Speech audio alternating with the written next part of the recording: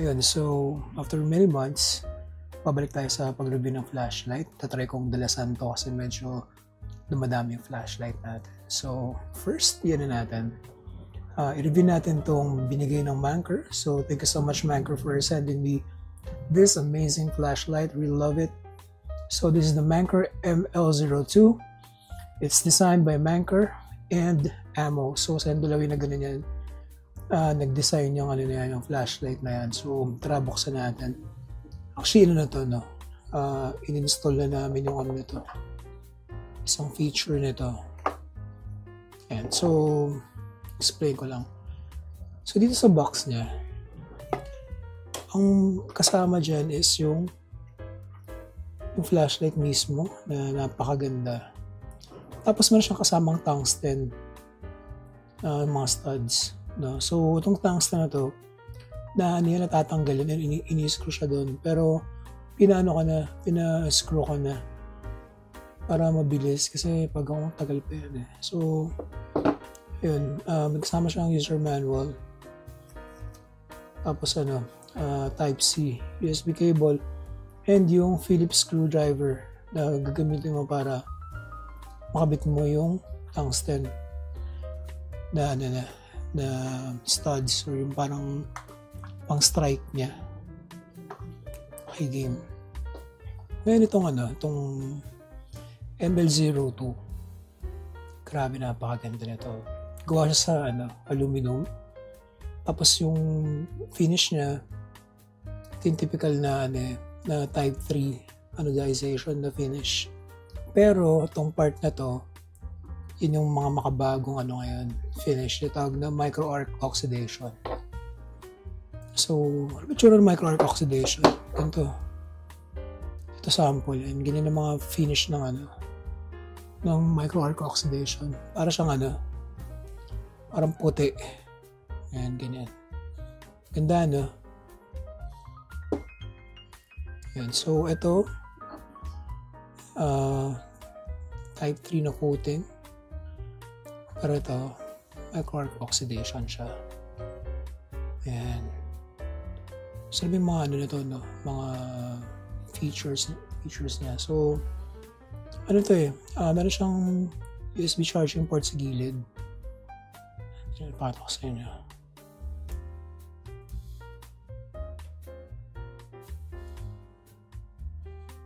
Ayun, no? So, ayan.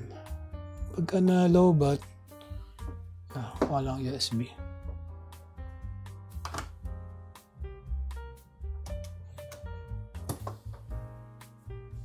Ayan, so, pag na-lowbat, type C lang yung kailangan mo.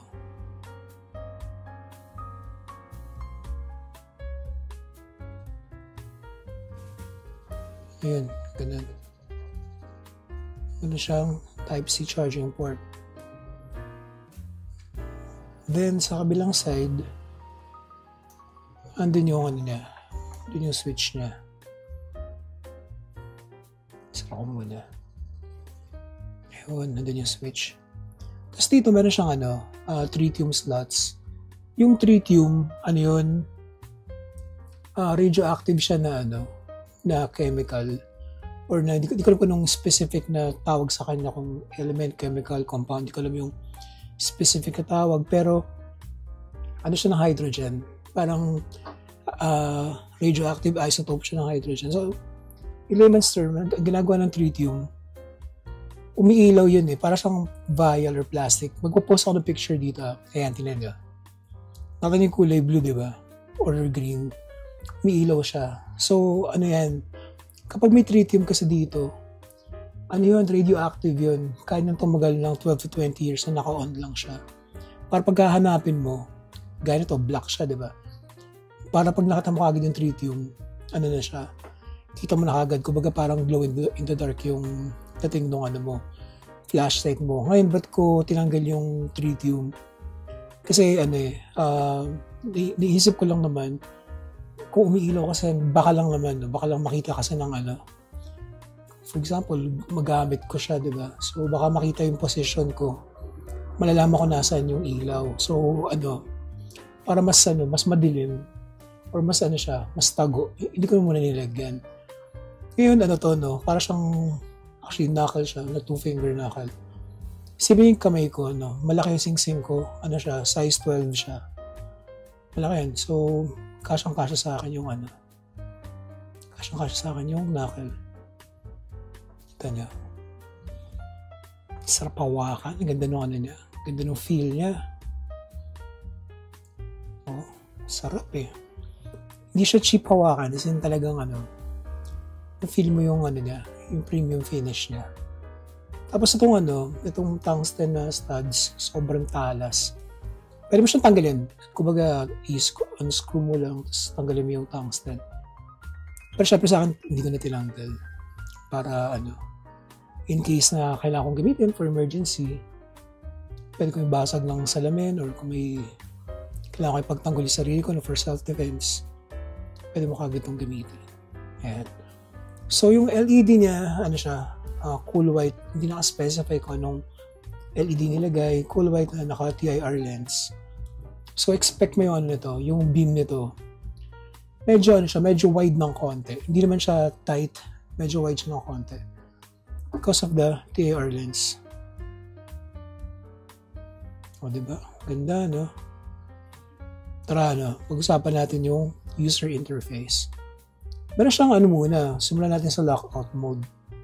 Yung lockout mode, para pagka binuksan mo siya, kasi pag mo sa bag, pwedeng accidenting mo siya, bubuksan, iniiwasan natin. So, pwede mo siyang i-lock, pinutin mo na siya ng 3 beses. 1, 2, 3. Yun. Bumilo siya ng 2 beses. Ibig sabihin, nakalock na to. Kahit pindutin mo yan, hindi yan gagana. Yan, kunyari, dumating ka na sa pupuntahan mo or gagamitin mo na siya, click mo lang ulit ng 3 beses yung switch. Yan. Ano siya kagad? Gumagana na siya. Diba? Okay, so simulan natin sa muna, sa low mode. Pag hinold mo siya, ito lang yan natin, hold natin.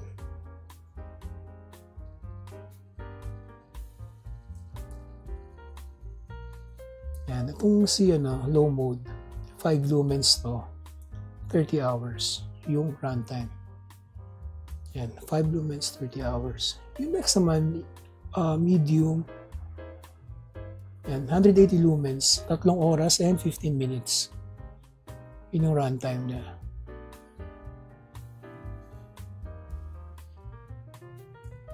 Yan, i-high natin. Yun. Yung high naman, 500 lumens siya. Tapos, pag nag-step down, magiging 6 lumens na lang. So, yung 500 lumens, ang runtime nito, 50 minutes. Tapos, pag nag-step down siya, magiging 6 minutes na lang.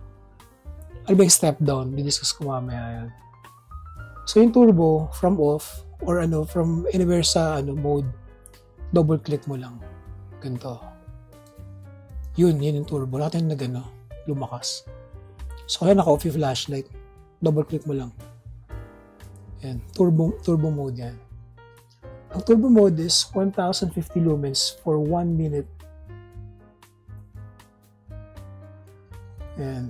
Tapos, siya, mag-step down siya ng 315 lumens after a minute. Mag-step down siya sa 315 lumens after 1 minute. Ngayon naman, si 315 lumens, 10 minuto siya tatagal. Sa turbo to. And then, mag-step down siya naman sa 6 lumens na lang.